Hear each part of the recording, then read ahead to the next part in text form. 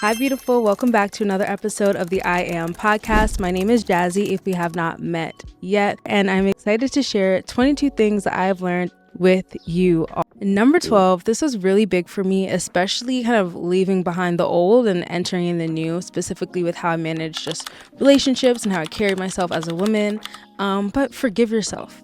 You have to be able to forgive yourself. There are just mistakes that you're going to make. Sometimes I think back to the things that I used to do leaving high school, early college. That was like freshman year, and I'm like, well, why in the world would I treat myself like that? You know, like, why would I allow myself to be treated like that? And you can really turn these things over in your head.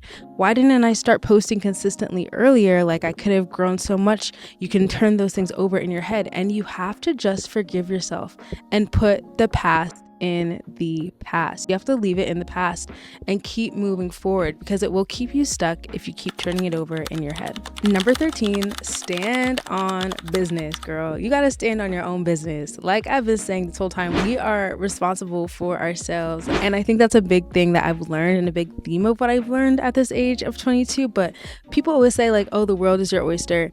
And you know, that's great, inspirational, awesome, but they don't describe how difficult it is leaving like that child mindset where things are done for you, people are helping you, people are motivating you, people are excited to see the things you're going to achieve, people are saying that you're going to do so much, into a phase where maybe, you know, you're still getting encouraged, but you're realizing that this is on you. You have the power to make it happen. And by doing that, you need to stand on business and keep the promises that you make to yourself, even when you're tired, even when you don't feel like it. Yes, make the time to rest when you need to, but stand on your business, because no one is going to do it for you. 14, kill the addiction to attention. Attention and wanting attention, especially as women, fuels so many of the things we do, from sometimes the way we dress to how we interact with people to how we interact with men.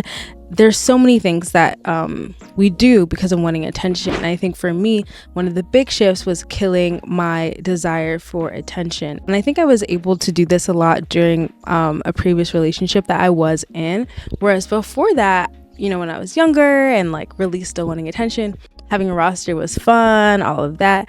Versus now, after that experience, watching how I move with that desire for attention killed, quote unquote, it gives you back so much. One, power, because you're not needing to have people in your phone. You don't feel like you need to be talking to people. And so you're able to be more selective. And two, time. Do you know how much time it takes to try to get other people's attention? Do you know how much time it takes when you feel like you need to keep everybody's attention? It takes a lot of energy and it takes a lot of time. And so please kill that need for attention. Be okay being where you are in people's lives and knowing that like by being yourself, the right people will be drawn to you. And by being your best self, you'll accept what's best for you. And by killing that need for attention, you'll really be able to take power back in that area. Number 15, stop doing things that you hate. If you don't like it, just don't do it. If you don't like drinking like that, don't do it because your friends are doing it. If gossiping makes you feel icky, then just don't do it. If you don't want to go out like that anymore, then just don't do it. Like, stop doing things that you really don't enjoy doing. A big part of this for me was when I was in undergrad, I was picking between doing finance or doing marketing. And I felt, you know, finance would be a more lucrative career option. And I tried an internship in it and it was great. I met great people there. But I also realized that that was not the route for me. And I was wrestling over whether to, you know, stick with that just to push through or to pivot to marketing. And I'm so glad I pivoted to marketing. But now looking back, it's funny because it's like, why would I dishonor myself in that way and do something that I hate? Like, why? Why would we do that to ourselves? Why? So don't do things that you hate. Number 16, less reacting and more setting the standard. You have to decide how you want to show up. You have to decide the person that you want to be and just execute. Execute. And that doesn't mean that you're always going to be perfect, that you're always going to show up as this great person, that you're always going to show up in a nice way. Really, by leaning on God, you can learn to become more of a standard, to become more of a light. You don't always need to be reacting to the world around you. You don't always need to be reacting to what the people around you are doing or are interested in. And I think it's so important to be able to learn and receive from people, but at the same time, to be able to give back, not based on their energy, but based on what your genuine response to things are. And so less reacting to things, more setting the standard for how you want to exist, for how you want to interact with the world. If you're hanging out with some people and, they're mean to the waiter, less reacting. You don't have to be mad at them. You don't have to join in on being mad at the waiter, but you can realize maybe these are not my people, and keep moving forward. More setting the standard for your life. And if things don't meet it, they gotta go. Okay.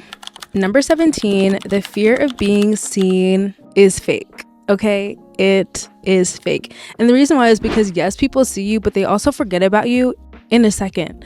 Like literally in a second. And if they're sitting and thinking about you, it might be for a month. Even if it's for a year, they are literally going to forget about you. But your life is your life for all the years that you are here. And so the fear of being seen is literally fake. Don't worry about it. Do what you love, be yourself, and the right people will find you. Number 18, your body truly is a temple. Let me say that again. Your body is a temple. It is not separate from the innermost, deepest parts of who you are as a person. And while we can feel like, we're still holding on to like our true selves, not being too vulnerable when we do things with our body, it is still so connected to the innermost parts of you. And giving people access to that is not the move. And so with your body being a temple, please, please, please honor it. Do what you can to honor it and just to protect that vulnerable version of yourself, because even though it doesn't seem like it, and even though society would like to make us feel and think that we're all okay, a lot of us are really hurt. A lot of us are really damaged, and it takes a lot of time to heal from some of the things that we go through. I'm so grateful for what the Lord has allowed me to heal from and people around me to heal from. But please, please, please remember that your body is a temple. 19, carry yourself well. Go into spaces how you want to be seen. I just love, having my makeup done, having my hair done. I learned to do my own nails. These I got done, but it's just nice to be able to step out into the world as that best version of yourself. And I promise it'll make you just show up better, look good, feel good, really.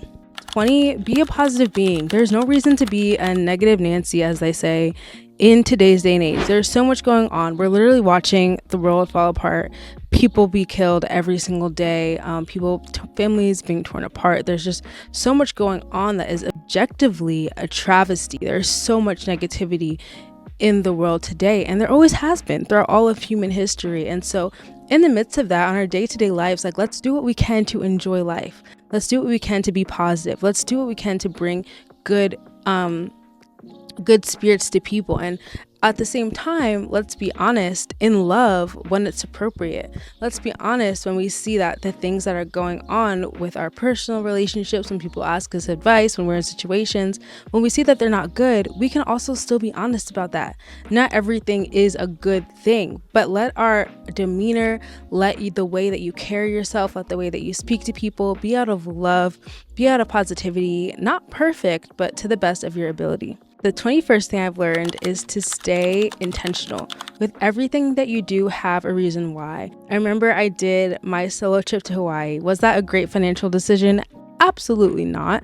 But I know that one of my goals is to travel. I've been saving up to do this trip since literally I got my first job in working at a pizza shop in high school. I started a travel fund. And so be intentional. That was an intentional choice. It doesn't always have to look a certain way or align with a certain thing, but just be intentional with the things that you do. Know your reason why and be exclusive with your decision making. Be exclusive with your circle. You don't have to be in every place. You don't have to be friends with everybody. You don't have to do everything. Do the things that are aligned with you. Do the things that are intentional with you.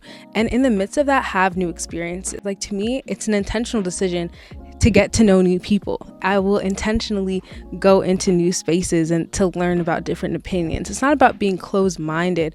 It's just about knowing your why for the things that you do. And lastly, but most importantly, the 22nd thing that I learned is to put God first. Every time that I took a step back and ran from Jesus, I ended up right back every time, because the love of God, the love that God has for you, is so much more than all of the self-love that you can have for yourself.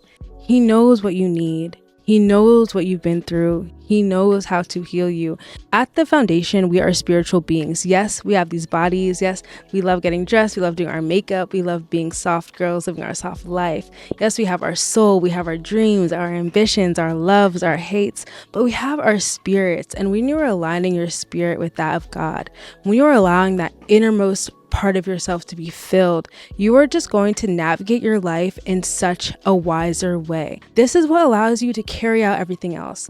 This is what allows you to be loving to people around you, to treat your body as a temple, to be disciplined, to be motivated, to live in an intentional way, not just by your own strength, but by plugging into a greater source. And literally every time after time that I've departed from this, time after time that I've decided to live my life in a way that's not aligned with this, time after time that I've had that gut feeling of God telling me that something is for me or telling me that something isn't for me, and I've gone the other way, every time I have realized that I was wrong. And I think this just goes to show that there's something bigger than all of us. Yes, it's great to grow and develop ourselves, but knowing that it's for a bigger purpose than just our lives, that we're all connected to each other at the end of the day. And so it is a beautiful thing to really plug into that. And you'll find that you get closer to your purpose, you get closer to who you really are. And whatever your stage of life that you're in, you'll just grow in a different way. So I hope that you enjoyed this video. 22 things I've learned at the age of 22. I still can't believe I'm 22, but we thank God I've made it this far. If you haven't already, don't forget to like, comment, subscribe, and share this video with a friend if you think that they would find it encouraging. And I will see you in next week's video. Bye.